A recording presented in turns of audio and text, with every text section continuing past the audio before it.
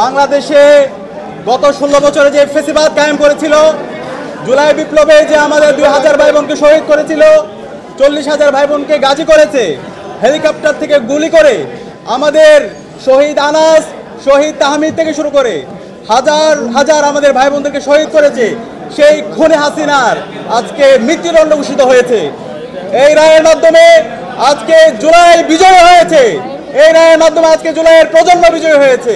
এই রায়ের মাধ্যমে আজকে শহীদদের যে আকাঙ্ক্ষা সেটি বাস্তবায়ন হয়েছে, ইনসাফের বিজয় হয়েছে। একই সাথে যে খুনে হাসিনার দূষণ সাবেক স্বরাষ্ট্রমন্ত্রী খুনে আসাদুজ্জামান কামাল, তারও আজকে মৃত্যুদণ্ড রায় ঘোষণা হয়েছে।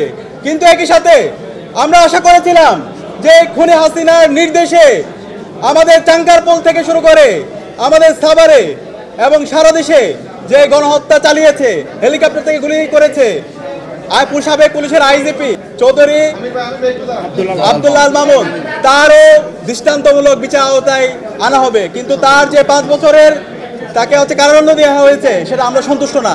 আমরা অন্তর্বর্তীকালীন সরকার আন্তর্জাতিক অপরাধ ট্রাইব্যুনালকে অনুরোধ করব, তার যে অপরাধের মাত্রা সে অনুযায়ী তাকে যেন ন্যায্য বিচারের আওতায় নিয়ে আসা হয়। একই সাথে আমরা ডাকসুর পক্ষ থেকে বলতে চাই, এই খুনি হাসিনা এবং তার সকল দূষরদের, তারা বিগত 16 বছরে যত ফেসিবাদ কায়েম করেছে, যত গণহত্যা এবং শিশু হত্যা করেছে, এই প্রত্যেকটা হত্যাকাণ্ডের বিচারে স্বাধীন বাংলাদেশে হতে হবে। একই সাথে হাসিনাকে ভারত থেকে স্বাধীন বাংলাদেশে দ্রুত নিয়ে আসতে হবে। এক্ষেত্রে ইন্টারপোলের সহযোগিতা নিয়ে এবং আন্তর্জাতিক যত মাধ্যম আছে সেই মাধ্যম ব্যবহার করে খুনি হাসিনাকে এবং তার দূষরদেরকে দেশে নিয়ে এসে দ্রুত রায় কার্যকর করতে হবে। এবং আজকের এই রায়ের জন্য আন্তর্জাতিক অপরাধ ট্রাইব্যুনাল এবং ইন্টারিম সকল তদন্ত কর্মকর্তা, শহীদ পরিবার সবাইকে আন্তরিক ধন্যবাদ জানাচ্ছি।